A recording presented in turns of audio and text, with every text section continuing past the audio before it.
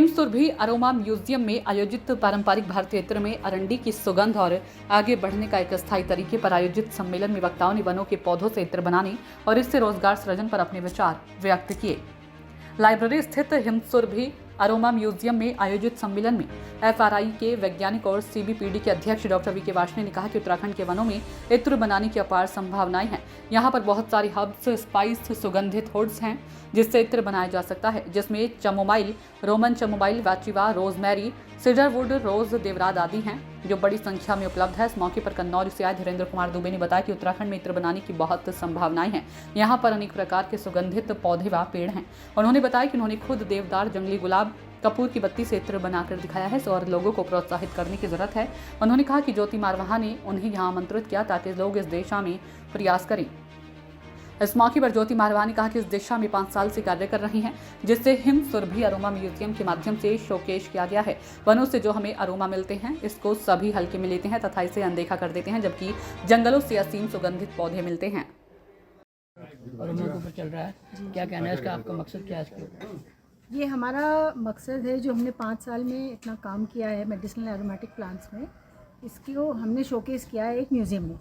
उस म्यूज़ियम का नाम है हिमसुरभि अरोमा म्यूज़ियम। एक चीज़ जो हमने सोची है कि हमको फॉरेस्ट से जो मिलता है, जो अरोमाज मिलते हैं, जो फ्रेगरेंस मिलता है, जो फ्लेवर्स मिलते हैं, उसको हमेशा हम लोग अंडरमाइन करते हैं और फॉरेस्ट की हमेशा निगलेक्ट रहती है।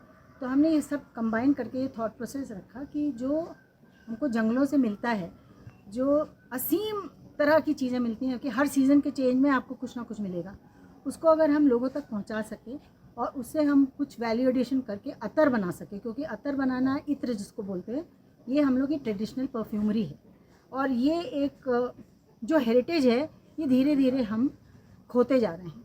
तो हमने इसको अतर बनाना और हमारे जो एक जान पहचान के हमारे एक्वेंटेंस हैं कन्नौज के धीरेन्द्र मोहन जी, धीरेन्द्र दुबे जी, इनको हमने बुलाया कि भाई तुम सिखाओ कि ये क्या अत्र होता है। इसमें मशीनरी जो लगती है एकदम हल्की मशीनरी लगती है।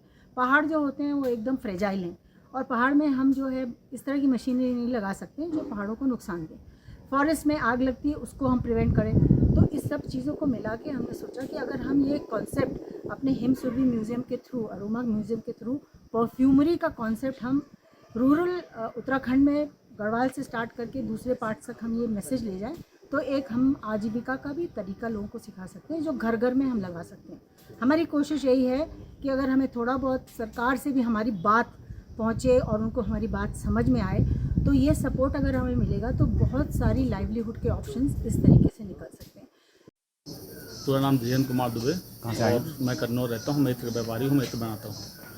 आज उत्तराखंड में जो मैम है हमारी, उन्होंने मुझे बुलाया यहाँ पर इत्र के रिगार्डिंग पे, क्योंकि यहाँ पर संभावनाएं बहुत इत्र की हैं।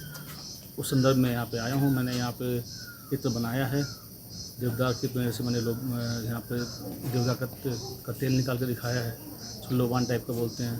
दूसरा आइटम यहाँ पे जो जंगली गुलाब होता है, यहाँ का कपूर की पत्ती होती है, उससे उसको मिला के उसका इत्र निकाला है। तो यहाँ बहुत संभावना है इत्र की। सरकार और यहाँ की जो मैडम हमारी वो मसूरी की प्रेगनेंसी के नाम से उनका है, वो सब साथ में सहयोग कर रही हैं, वो अच्छा कार्य कर रही हैं। धन्यवाद। मेरा नाम डॉक्टर वीके वार्ष्णेय है। मैं वैज्ञानिक हूँ, फॉरेस्ट इंस्टीट्यूट देहरादून में केमिस्ट्री डिवीज़न में हेड ऑफ डिपार्टमेंट हूँ। और जैसा कि मैं अपने अनुभव से जानता हूँ, हमारे उत्तराखंड में अतर बनाने की अपार संभावनाएं हैं। यहाँ पर हम बहुत सारी हर्ब्स हैं, बहुत सारे स्पाइसेस हैं, बहुत सारी हमारी वुड हैं सुगंधित, उन सब को यूज़ करके हम इत्र बना सकते हैं। जैसे मैंने एग्जांपल दिया, चेमोमाइल है, रोमन चेमोमाइल है, वेटिवर है, रोजमेरी है और हमारा सीडरवुड है और रोज़ है, हमारा डमस रोज़ है जो कि उग रहा है यहाँ पे क्लस्टर में उग रहा है। तो उसको हम जो है इससे इत्र, देवदार है, तो उससे हम इत्र बना सकते हैं।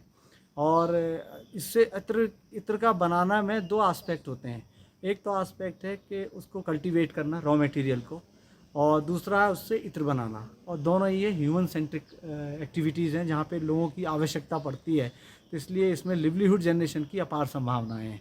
और मैं ये भी कहना चाहता हूँ कि हमारे उत्तराखंड में अगर हम इत्र बनाने की उस पर ध्यान देंगे, इस प्रैक्टिस को शुरू करेंगे, तो हम उसमें GI टैग भी लगा दें अपना, तो इससे हमारा नॉट ओनली नेशनली, हम इंटरनेशनल मार्केट में भी हम पार्टिसिपेट कर सकते हैं।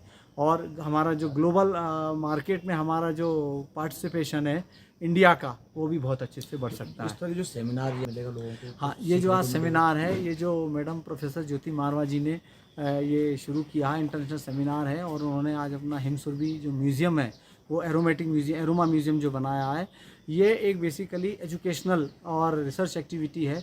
एजुकेशनल में इसलिए कहूँगा, यहाँ दूर दूर से पार्टिसिपेंट्स आए हैं, वो लोग एरोमा म्यूज़ियम के बारे में जानेंगे, वो एरोमा के बारे में जानेंगे, वो जानेंगे कि उत्तराखंड में क्या पोटेंशियल है,